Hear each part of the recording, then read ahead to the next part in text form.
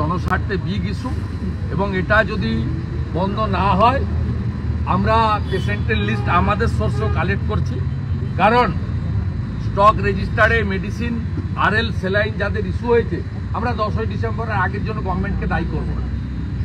10ই ডিসেম্বরে government inform হয়েছে, government stock clear করেছে, প্রপারলি ব্যান করেছে 14ই জানুয়ারি।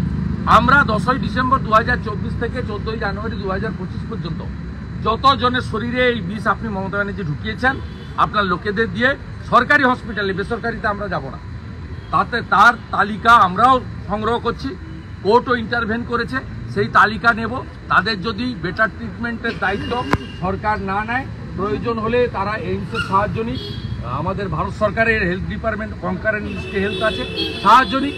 নইলে আমরা পেশেন্ট পার্টিদেরকে নিয়ে অর্গানাইজ করে মমতা ব্যানার্জির যেখানে বসবেন সেখানে যাবে, পেশেন্টরা যাবে, আপনাকে বসতে দেব না, আপনাকে কোথাও বসতে দেব না। আপনি উত্তরবঙ্গে ছুটি কাটান আর দক্ষিণবঙ্গে ছুটি কাটান, আপনি সমুদ্রে থাকুন আর পাহাড়ে থাকুন, পেশেন্টের লিস্টটা আমরা পেয়ে যাই। পয়জন যাদের করেছেন, বেটার ট্রিটমেন্ট না দিলে পুরো পেশেন্ট পার্টির পরিবারকে নিয়ে নবান্নর সামনে বসবো, বাড়ির সামনে বসবো, যেখানে যাবেন বসবো, পেশেন্টরা বসবে, জাতীয় পতাকা হাতে নিয়ে বসবে, কোনো রাজনীতি হবে।